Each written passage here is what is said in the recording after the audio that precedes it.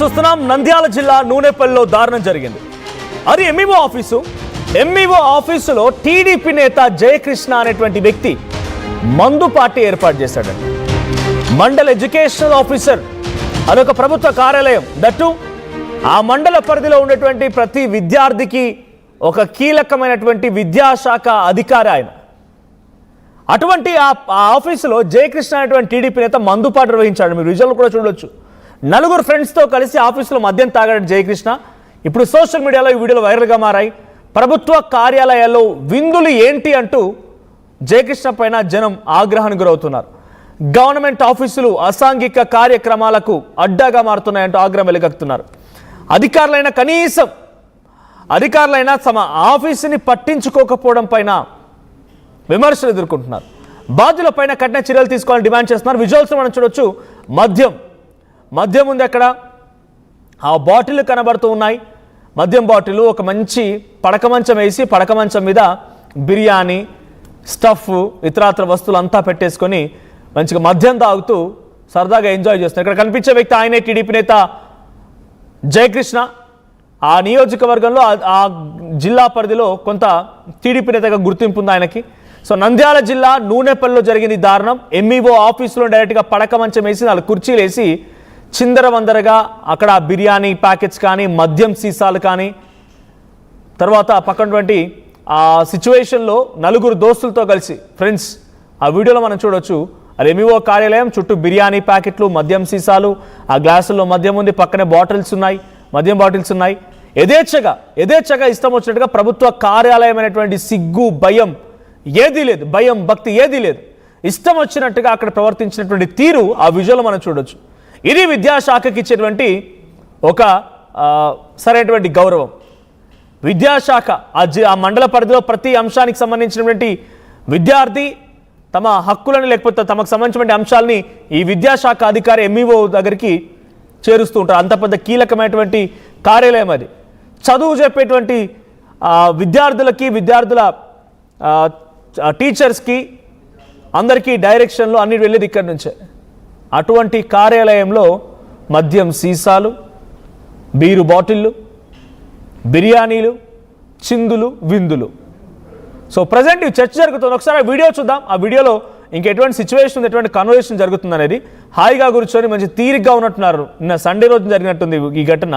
మంచిగా తీరిగ్గా ఉన్నట్టున్నారు. 4 కూర్చొని 4 వైపులా పడక మంచం ఏమో డైనింగ్ టేబుల్ అయిపోయింది. చుట్టూ 4 చైర్లు వేసుకొని బిర్యానీలు, మద్యం సీసాల్లో చూడండి. ఆ విజువల్లో చూడవచ్చు.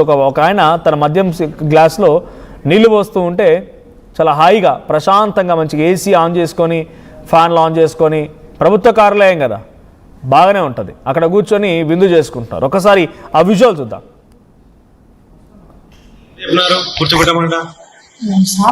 ఏ సార్ అట్ట కూర్చోబెడుతున్నాం లోపల గవర్నమెంట్ ఆఫీస్ కదా. ఎవరు చెప్పినారు కూర్చోబెట్టమంట? ఏ సార్ అట్ట కూర్చోబెడుతున్నాం లోపల గవర్నమెంట్ ఆఫీస్ కదా. ఎవరు చెప్పినారు కూర్చోబెట్టమంట? ఏ సార్ ఇక్కడ ఒక విషయం క్లియర్గా అర్థమవుతోంది. పర్యవేక్షణ లేదు, అధికారుల పర్యవేక్షణ లేదు. ఆదివారం అయినంత మాత్రాన ఇంట్లో ఉంటే సరే. ఇక్కడ ఆఫీస్ ఇంకా కూడా నిర్మాణ దశలో ఉంది. ఇంకా పూర్తిగా హ్యాండ్ ఓవర్ చేయలేదని అధికారులు చెప్తున్నారంట. హ్యాండ్ ఓవర్ చేసినా చేయకపోయినా, హ్యాండ్ ఓవర్ చేయకముందే ఈ స్థాయిలో విందులు జరుగుతున్నాయి, చిందులేస్తున్నారు, అన్ని రకాలుగా పాటలు పాడుతూ ఆటలాడుతూ మద్యం తాగుతున్నారంటే ఇంకా రేపటి రోజున హ్యాండ్ ఓవర్ అయిన తర్వాత పరిస్థితి ఏంటో. సరే, ఇక్కడ హ్యాండ్ ఓవర్ అయినా కాకపోయినా ప్రభుత్వం ఆస్తులతోని, ప్రభుత్వం యొక్క నిధులతోని కట్టేటువంటి భవనం కదా అది. దాన్ని ఇంత ఇష్టానుసారంగా విందులు చేసుకోవడానికి, మద్యం తాగడానిక ఆ భవనం కడుతోంది. ఆ నిర్మాణ దశలో ఉన్నటువంటి బిల్డింగ్ని మద్యం తాగి చిందులేయడానికి, అక్కడ విందులు చేసుకోవడానిక నిర్మిస్తుంది. కనీస పర్యవేక్షణ లేదు. సెక్యూరిటీ కారణంగా సెక్యూరిటీ సిబ్బంది లేరు అక్కడ. కనీసం ఎవడు పడితే వాళ్ళ లోపలికి వచ్చి ఆ రకంగా ఎంతటి నాయకుడైనా, టీడీపీ నేత ఎంత మాత్రాన ఆయనకేం స్పెషల్ రైట్స్ ఉండవు కదా. ఆడికి వచ్చి మద్యం తాగడానికి ఇచ్చిన రైట్ ఎవరిచ్చారు? ఇప్పుడు జయకృష్ణ పైన సర్వత్రా చర్చ జరుగుతోంది. జయకృష్ణ టీడీపీ నేత నూనెపల్లిలో ఈ దారుణం జరిగింది. ఎంఈఓ కార్యాలయంలో మద్యం సేవిస్తూ బిర్యానీ తింటూ విందు చేసుకున్నారు వాళ్ళ దోస్తులతో కలిసి. మా ప్రతినిధి హుసేన్ సిద్ధంగా ఉన్న మరిన్ని అప్డేట్స్తో. హుసేన్, ఏం జరిగింది? అదొక ఎంఈఓ కార్యాలయం. బేసిక్గా స్కూళ్ళనే సరస్వతి నిలయంగా చెప్తూ ఉంటారు. ఆ రకంగా గౌరవంగా భక్తితో మాట్లాడేటువంటి సిచ్యువేషన్ నుంచి దానికి ఒక పై స్థాయిటువంటి ఎంఈఓ కార్యాలయాన్ని పూర్తిగా ఒక పార్టీ హబ్ లాగా, ఒక రకంగా చెప్పాలంటే బార్ లాగా మార్చేశారు. మద్యం తాగుతున్నారు, బిర్యానీ తింటున్నారు, అక్కడ విందు చేసుకుంటున్నారు. ఇంతకీ ఆ జయకృష్ణ ఎవరు, ఎందుకు అక్కడ వెళ్ళాల్సి వచ్చింది?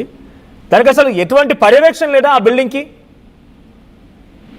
మనోజ్, నంద్యాల జిల్లా కేంద్రంలో ఉన్న నూనెపల్లిలో కొత్తగా నిర్మించబోతున్నటువంటి ఏదైతే విద్యాశాఖకు సంబంధించినటువంటి భవనాలు ఉన్నాయో ఆ భవనాల్లో టీడీపీ కార్యకర్త అంటే లోకల్ గా ఒక స్థాయి ఉన్నటువంటి లీడరు అయితే దాని జయకృష్ణతో పాటు మరికొంతమంది ఫ్రెండ్స్ అంతా కలిసి నిర్మాణ దశలో ఉన్నటువంటి నిర్మాణం దాదాపు ఇప్పటికే పూర్తయిపోయింది. హ్యాండ్ ఓవర్ కొద్ది రోజుల్లో హ్యాండ్ ఓవర్ చేయాల్సినటువంటి భవనాల్లో నిర్మానుష్యంగా ఉండడం ఒకటి, కేవలం ఒక వాచ్మెన్ మాత్రమే ఉండడంతో అక్కడ లోకల్ టీడీపీ లీడర్ ప్రభావం ఉండడం కాస్త, అయితే దాంతో పాటు దీనికి తోడు కొంతమంది జర్నలిస్టులు కూడా కలిసి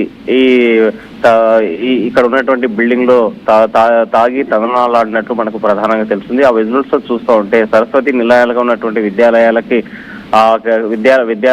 అలాంటి విద్యాలయాలకి ప్రతినిధులుగా ఉన్నటువంటి విద్యాశాఖ అధికారులంతా కూడా రేపటి రోజున కొలువు కావాల్సినటువంటి భవనంలో మద్యం తాగి మొత్తం విచ్చలవిడిగి చేస్తున్నటువంటి దృశ్యాలు మనకు స్పష్టంగా కనిపిస్తున్నాయి. ఎక్కడ నిర్మానుష్య ప్రదేశాలు కనిపించినా అక్కడ మందుబాబులు చిందులేసేటువంటి పరిస్థితి అయితే కనిపిస్తోంది. అయితే ఆ సాయి కృష్ణ టీడీపీకి సంబంధించినటువంటి జయకృష్ణ ఎవరైతే ఉన్నారో జయకృష్ణతో పాటు జయకృష్ణ ఫ్రెండ్స్ అంతా కూడా బాగా కలిసి తాగుతున్నటువంటి విజువల్స్ మనకి స్పష్టంగా కనిపిస్తుంది. అక్కడ మద్యం తాగుతూ బిర్యానీ తింటూ ఉన్నటువంటి సిచ్యువేషన్ కనిపిస్తుంది. అయితే ఈ విజువల్స్ బయటికి రావడానికి ప్రధానమైనటువంటి కారణం, దీంతో పాటు కొంతమంది స్థానికంగా ఉన్నటువంటి జర్నలిస్ట్ అని చెప్పుకునే సోకాళ్ళు జర్నలిస్టులుగా చలామవుతున్నటువంటి కొంతమంది ఇది జయకృష్ణతో కలిసి అప్పటిదాకా ఆ క్షణం వరకు కలిసి తాగి బయటికి వెళ్ళిన తర్వాత వేరే మరో జర్నలిస్టుతో వచ్చి ఆ విజువల్స్ తీసి బయటకు తీసినట్లు మనకు ప్రధానంగా తెలుస్తుంది. అయితే